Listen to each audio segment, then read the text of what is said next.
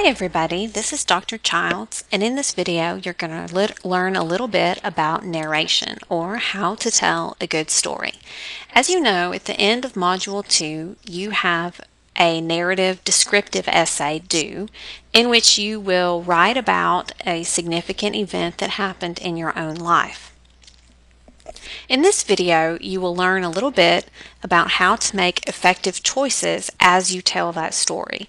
It's not enough to just report events exactly as they happened. Your goal as a writer is to get the reader interested and involved in the story, to make it vivid and alive for the reader, to make the reader care about your story. In order to do that, you have to make good writing choices.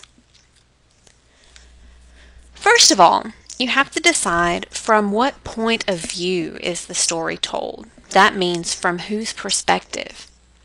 First person is when you use the word I. For example, I grew up on a farm. Usually when you're writing a personal narrative like you will be, first person is the best point of view to use. But it's not the only option. Although you will probably select first person point of view, I do want you to be aware of other choices that you have. For example, you could tell a story from second person point of view. So you would say you grew up on a farm. Or third person point of view, Dr. Childs grew up on a farm. Second, you need to decide in what order events occur. Chronological order means that you tell the events in exactly the same order in which they occurred. So you tell what happens on Monday first, then you tell what happens on Tuesday, then you tell what happened on Wednesday, and so you tell them in chronological order. You're probably familiar with the technique of flashback from seeing it in movies. Flashback is when the narrative jumps back to a period of time that happened before the normal order of events. Now, many stories are told in past tense. That doesn't mean that the whole story is a flashback. A flashback is specifically when the narrative jumps backwards to an earlier point in time. Flash forward is just the opposite.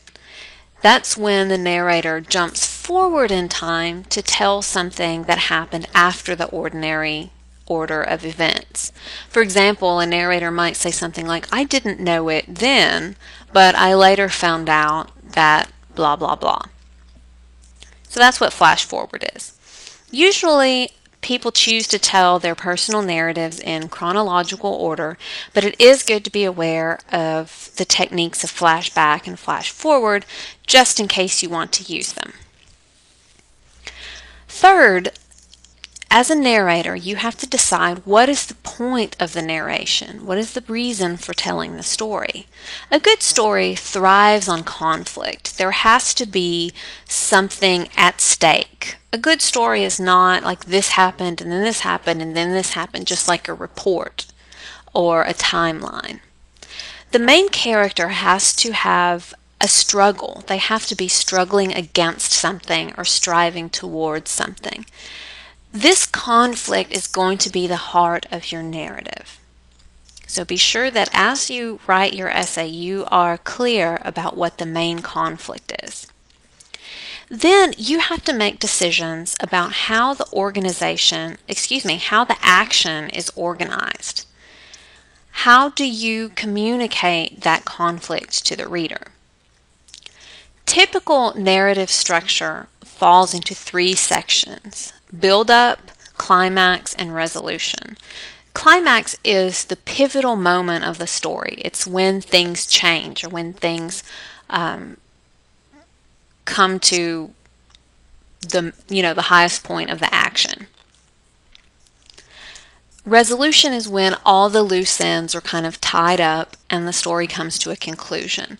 Build-up, of course, is when the events of the story are preparing the reader for the climax. Now, the climax might occur in the second paragraph of the story, and it might occur in the next to the last paragraph. You do need to have these three sections: build-up, climax, and resolution, but each story is going to be different about how long each of those sections are. You also need to decide who else is going to be in the story. What do they say? What other characters are you going to have? Most stories are about more than one person, and having other characters involved in the story really helps that story come alive and seem realistic and relevant. When you include other characters, your goal is to make them seem lifelike and realistic. And one way to do that is to give them dialogue. For example, the novelist Mark Twain, you probably have heard of the adventures of Huck Finn or Tom Sawyer, has this famous quotation where he said, "Don't just tell me that the old lady screamed, bring the old lady on stage and let her scream."